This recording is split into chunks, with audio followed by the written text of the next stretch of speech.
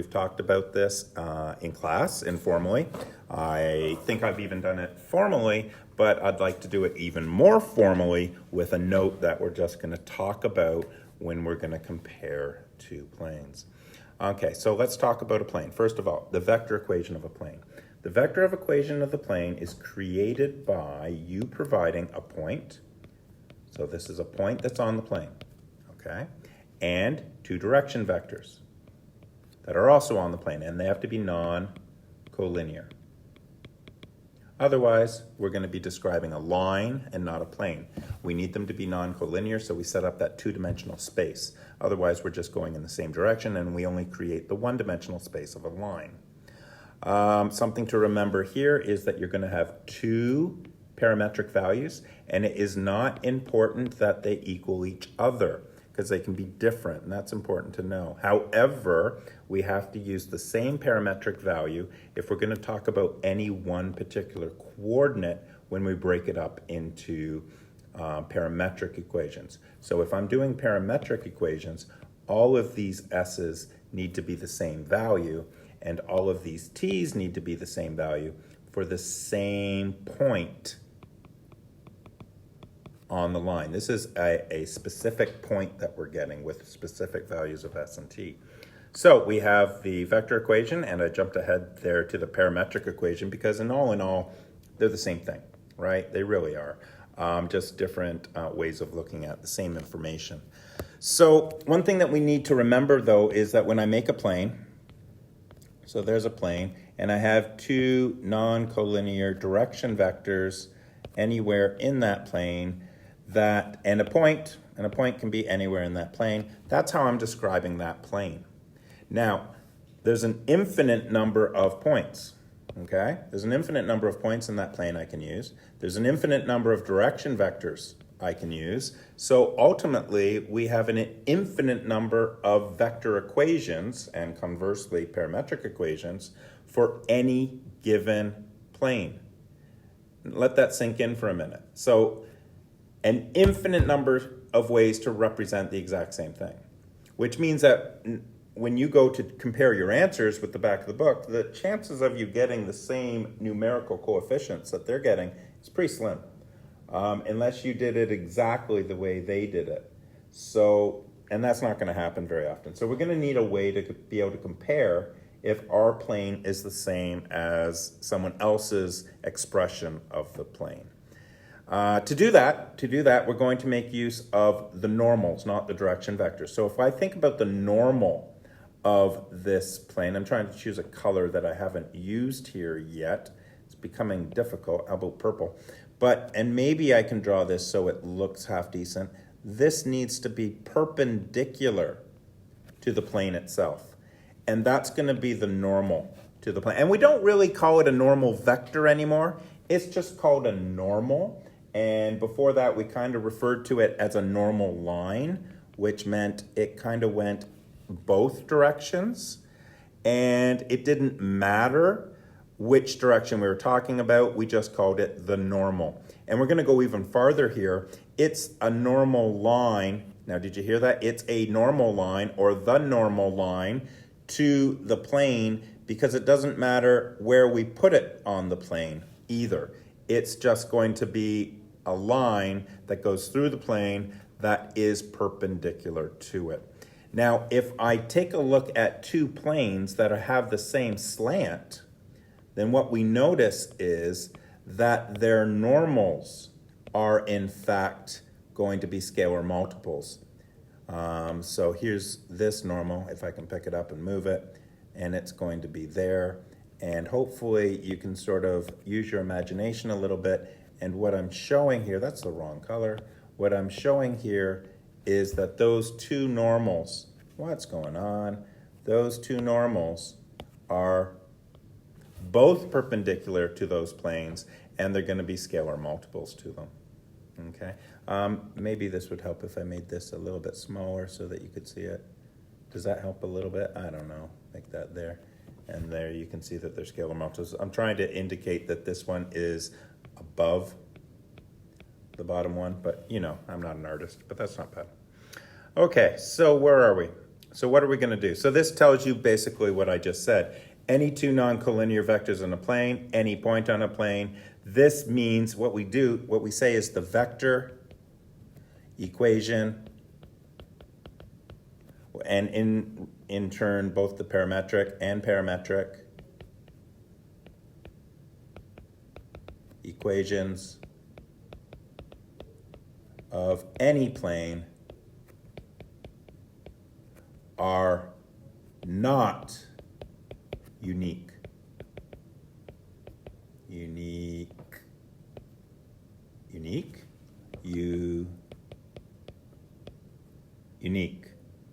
Yeah, pick how to spell it and use the proper spelling. I'm not going to stop here, and I'm not going to stop the video because I can't spell unique at the moment, but you figure that one out. Since any two non-collinear blah, blah, blah, so they're not unique. Hence, it's going to be helpful to distinguish between equations of the same plane and equations of different planes. Not only helpful, it's going to be mandatory. So what we're going to do is we're going to talk about, what's the word I use? Elegant solutions to doing this and less elegant solutions to doing this. Partial logic to getting there, where we might be leaving out an example or two, and complete logic to really understand what's going on. So we're going to go through a couple of questions, and we're going to do them different ways and talk about them. So what I suggest that we always do is we figure out whether or not the planes are parallel or not first. Because if they're parallel, that first of all means that there is either no points of intersection or there is an infinite number of points of intersection. But more importantly, if they're not parallel, then they must intersect in a line. And that means they cannot be the same plane. So if I determine whether or not they're parallel or not, and I find out that they're not parallel, then something's wrong. They're not the same plane. I got to do something else. How am I going to do that? I'm going to check their normals. So I'm going to check the normal of plane 1. I'm going to check the normal of plane 2. If they turn out to be scalar multiples, then the planes are parallel. If they turn out not to be scalar multiples, then they're not parallel. And then I go from there. So what I've just said is if the planes are not parallel, then they are not identical. So there you go. But if they are parallel, they're going to have collinear normals, and the normals will be scalar multiples of each other. Wow, I'm repeating myself over and over here. Once we determine that they're parallel, how do we figure out whether I've got this situation or this situation? So they're either parallel and unique or distinct. I can spell distinct. I know I can. Reem, you're laughing at me. Distinct. They're either parallel and distinct, or they're parallel and coincident. And what that really means is that they're the same plane. We tend to talk about them as two different planes, but lying on top of each other. But the truth of the matter is, they're the same plane, just written differently. So let's go to an example. This is my second time doing this video. I goofed up my first example. So let's do this again and see if I make any mistakes. So I've got plane 1 here. I've got plane 2. You and your buddy are sitting down, and someone comes up with the answer 1, someone comes up with the answer 2, and you want to know, very simple question, very straightforward question, are they the same plane or not? Do we agree that we have the same answer? Well, to do that, what I would do is I would go after the normals first. So the normal of the first one, 3, negative 2, 1, 3, negative 2, 1, negative 6, 6, negative 1, negative 6, 6, negative 1, goodbye, goodbye, down, down, down. So it's going to be 2, take away 6, which is negative 4. It's going to be negative 6 plus 3, so it's going to be negative 3. It's going to be 18 minus 12, so that's going to be 6. I hope that's right. Then over here, I'm going to go after my normal 2. And it's going to, and I got to pick out my direction vectors. So it's 3, -2, 1, 3, -2, 1. That's my direction vector for this guy. And the other one's going to be 4, -2, 2, 4, -2, 2. Goodbye, goodbye. So I'm going to get -4 plus 2, so that's -2. I'm going to get 4 minus 6, so that's -2. I'm going to get -6 plus 8, -6 plus 8. Cool, really? -6 plus 8. The other one is 4 minus 6, and the first one was -4 plus 2, so let's just make sure. Yeah, that's good. Let's make sure over here. So it's 2 minus 6, that's right. So it's -6 plus 3, yeah, that's right. And it's 18 minus 12. Wow. I think I got it. I think I got it. If I didn't, send me an email. We'll fix. But anyway, let's take a look at these puppies. And right away, you know that to be able to go from -4 to -2, I'm going to need, what am I going to need? I'm going to need a division by 2. So -3 divided by 2, yeah, doesn't work. Okay, so that's definitely not divided by 2. So these are not scalar multiples. So normal 1 is not a scalar multiple of normal 2. And if the only question you're asking me is whether or not they're the same plane, the answer is no. The planes are not parallel. Therefore, they are not the same planes. Now, you're done. But hold on. Let's talk a little bit more. This is the logic piece I want to talk about. You're done. But what that does mean is, therefore, they intersect in a line. So they're not parallel and they intersect in a line. So if you tried to prove that they're not the same plane by taking a point on one plane and seeing if it lied on the other plane,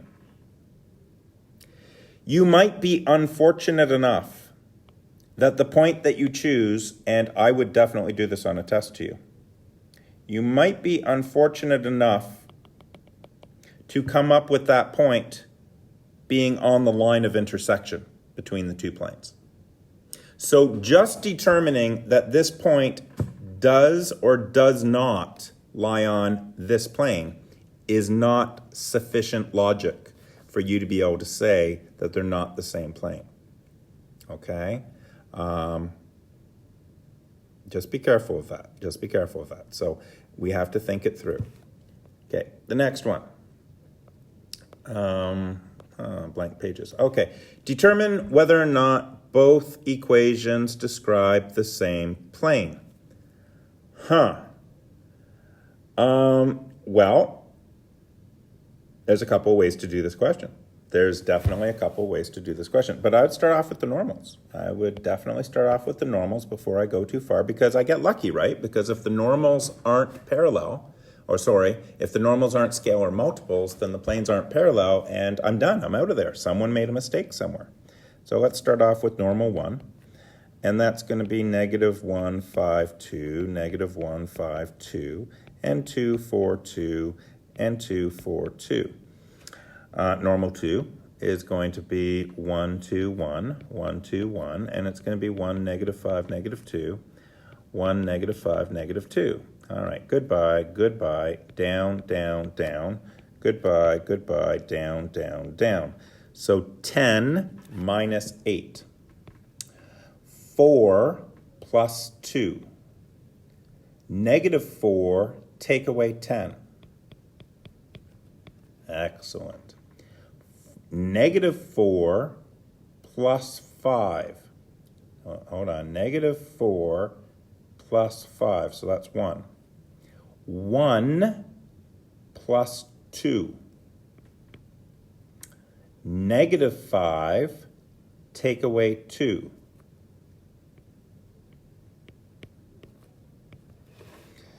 Okay, well, I kind of expected this, and I sort of think you did too, but I'm noticing that this is 2, I divide it by 2 and I get 1, so if I take 6 and divide it by 2, I get 3, and if I take negative 14 and divide it by 2, I get 7.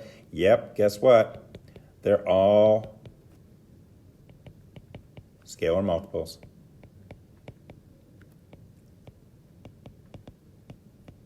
So they're going to be scalar multiples. N1 equals, well, I'd rather do this. It's just easier. So, no, that was a big lie, big fat lie. There we go. So that's true. So there's going to be scalar multiples. So therefore, the planes are, I like to say, at least parallel. And what that means is we know something about them, but we don't know everything about them. So they're either like this or they're coincident. So the only question is they're either distinct or coincident. And that is the topic of what we do next. Now, if they're coincident, they share every single point in common, everything. If they are parallel, they share absolutely no point in common. So it's good enough to show that they share 1 point in common. If I can show that they share 1 point in common, then I know that we're dealing with this. And if I can show that they share no points in common, then I know that I'm dealing with this. So this is no points in common. This is an infinite number of points in common, which means it's good enough to show just one. So what happens if I find just 1 point in common? Which one of these is true? Well, if I find just 1 point in common, then there must be an infinite number. So that's what I do next. I'm going to go ahead and try to show, so see if a point on 1 also lies on the other. Now this is a bit of work. You're not going to like this a whole bunch because I'm going to take this one and I'm going to take its point. That's going to be nice. I'm going to use this point and I'm going to see if it's going to satisfy this plane. Now, there's a couple of ways I can do this. I could change this to parametrics. So it's going to be x is negative 2 plus r plus s. Y is 6 plus 2r minus 5s. And z is 3 plus r minus 2s. Okay, so I've changed it to the parametrics. Let's see if I can make that pretty. I don't know. Let's just find out. I'm bored. Hey, not bad. I had a little bit of problem here with one of my s's looking like a 5 to the computer, and I'm sure that happens a lot for you guys. That's just a problem. Nice. Oh, the other thing is that shouldn't be a capital X. Let's make that a small case x. Oh, isn't that beautiful? That's beautiful. Okay, so what I did was I took my point, and I changed it into parametrics, and we should know, if 0, 3, 2 lies on Q, then x equals x, y equals y, z equals z for that point. Has to. That's the point of intersection, or a point of intersection between these two guys. So what you're going to end up with is for x equals x, you're going to end up with 0 equals negative 2 plus r plus s. For y equals y, you're going to end up with 3 equals 6 plus 2r minus 5s. And for z equals z, you're going to end up with 2 equals 3 plus r minus 2s. I'm going to make this look prettier. I'm going to make it r plus s equals 2. and I'm going to call that equation 1. I'm going to make this 2r minus 5s equals negative 3, and I'm going to call that equation 2. And I'm going to make this, I've got all my r's positive, so I'm going to keep this r positive. R minus 2s equals negative 1, and I'll call that equation 3. So now I have to choose any two of them. So I'm going to choose to work with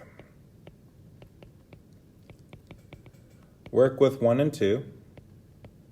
And I'm going to get r plus s equals 2 and 2r minus 5s equals negative 3. You could do substitution if you wanted to, but that's not really how we want you to do it at this point. Elimination. And that's because we're getting you ready for matrices, believe it or not. There's a purpose for this. Anyway, you won't see that till linear algebra. I don't think we're going to have time in this course, but we'll see at the end. So no, I'm talking too much. I can't do anything yet. I got to get the coefficients the same. So I'm going to multiply the top one by 2. So it'll be 2r plus 2s equals 4. Don't forget to multiply both sides of the equation, please. 2r minus 5s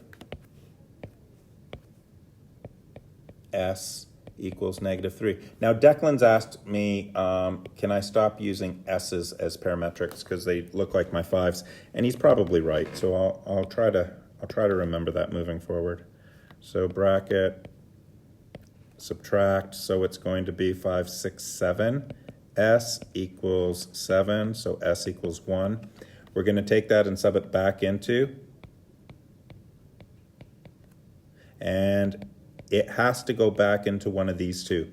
You can't put it into the one that you're going to have to use for a check, so I'm going to put it into r plus s equals 2. That seems a little bit close. Let's move that down. And so now we're going to have r plus 1 equals 2, so r equals 1. So yay, team. What do we know? We know for s equals 1 and r equals 1 that x equals x and y equals y. So what does that mean? Well, that means we need to know, is it also true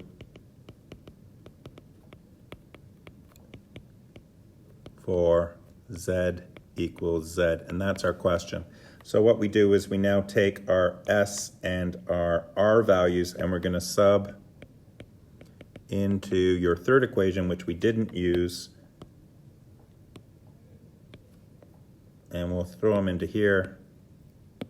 And so what we're going to get is r is 1, s is 1, and we get negative 1 equals negative 1.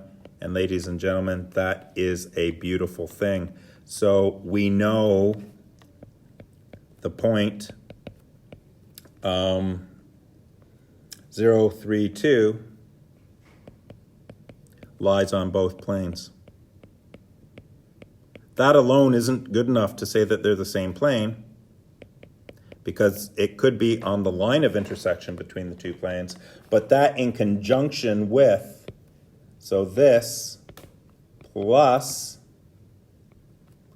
the fact that the planes are parallel means these are coincident planes, or they are the same plane. That's a lot of work. That's a lot of work. But that's one way to do it. And you need to start off with the first idea of figuring out whether or not they're going to be parallel, and then move on to show that they have a point in common. So I would pause the video here and copy down what you have, because I'm about to do it using a different frame of logic. So pause it now and finish that and come on back. All right, so I expect that you're back, and what I'm going to do now is I'm going to do the same question, but we're going to start from knowing that they're parallel. Okay, so I'm going to take this,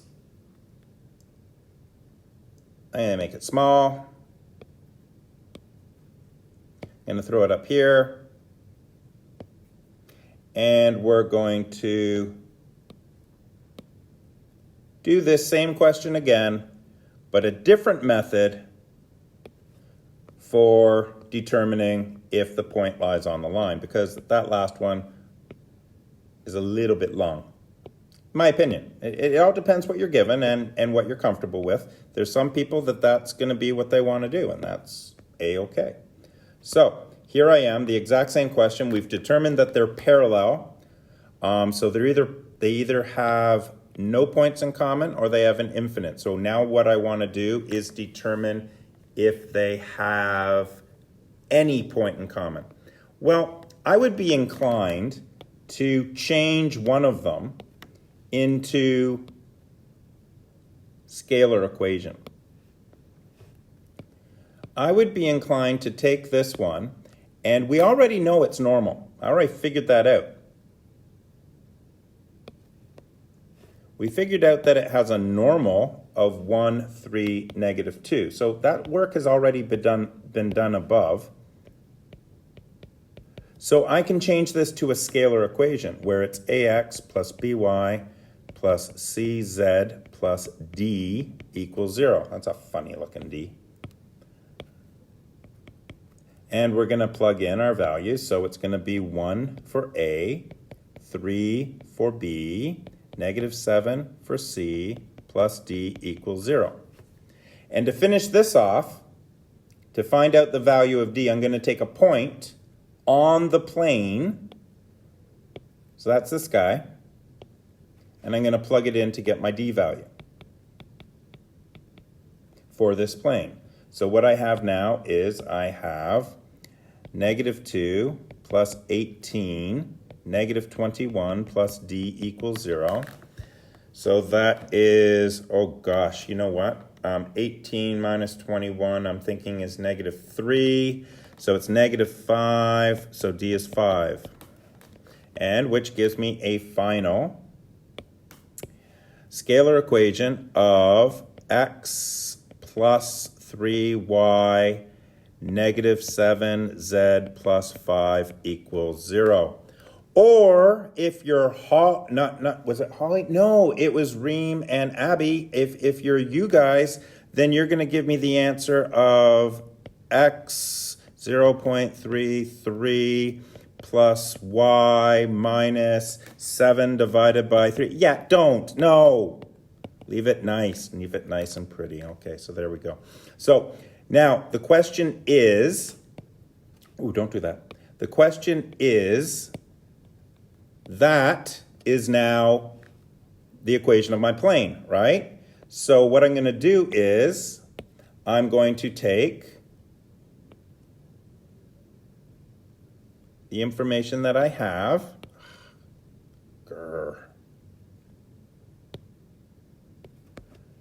I'm going to take the information that I have. So instead, that's a little tiny. So I'm going to take this guy. And I'm going to use that instead of the vector equation. I'm going to take this point. I know that that point lies on plane 1, so I'm going to check if 0, 3, 2 lies on both.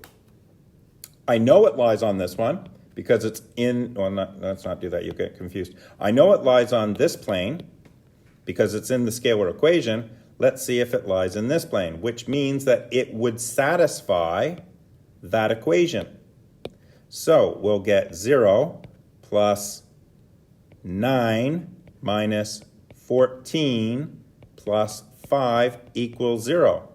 And lo and behold, we get 0 equals 0. So therefore, the point satisfies the scalar equation of this plane, so it must lie on that plane. We know it already lies on this plane, so therefore lies on both planes.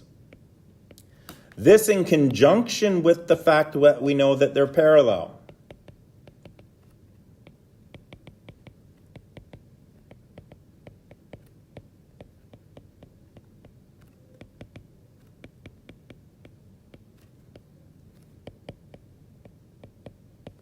means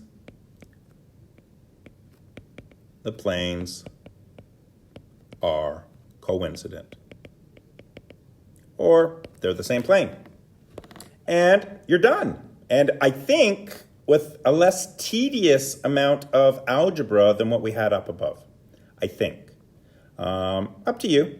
Both are grand. I don't care. I'm going to do it again. So pause the video here, copy this down, and then come on back and let's look at another way of looking at it. Okay, welcome back. So here's my question. I already know that the planes are parallel because I've taken a look at their scalar multiples. And what I can do now is I could, if I wanted to, I could take this information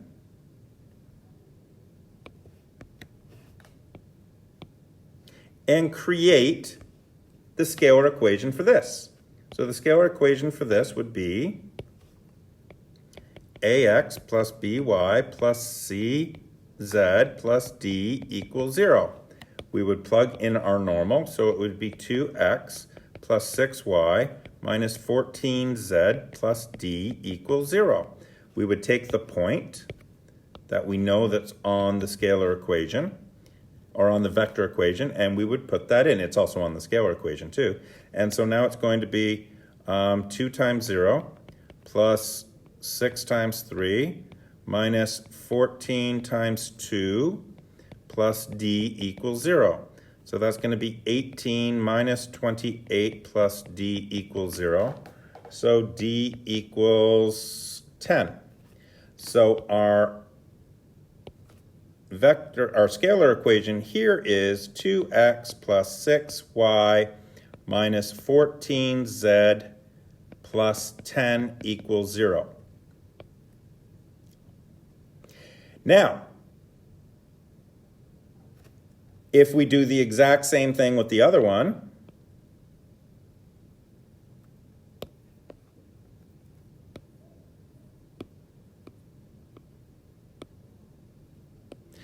but I think I've already done this work, so I'm going to go upstairs and grab upstairs. That's funny. It's not upstairs. It's just here.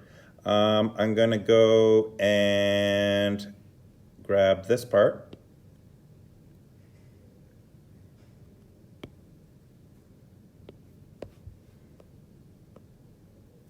And it's the exact same work.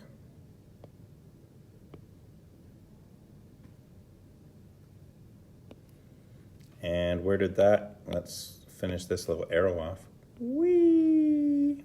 So that's where that came from. And you'll notice that the scalar multiples are 2. Okay, so it's 2 divided by 2 gets me there. 6 divided by 2 gets me there. Negative 14 divided by 2 gets me there. And 10 divided by 2 gets me there. These scalar equations are scalar multiples. So your scalar equation for the first one is a scalar equation for the second one. Scalar equations are scalar multiples. So in other words, ax plus by plus cz plus d is equal to a scalar multiple of ax plus by plus cz plus d, and they all equal 0. So what this means is, therefore, these are coincident planes, which means that they are the same plane. And there you go. So there's another way of doing this exact. Oh dear, what happened here? There we go. Oh dear, that happened again. Okay, stop touching it. There you go. That's everything I got for you with comparing planes. And remember, that's just to determine if they're the same plane. So I'll post this up for you, and there's no new work for this. This is just something that you need to know to do all the work that you've been doing. So I'll post it, and we'll go from there.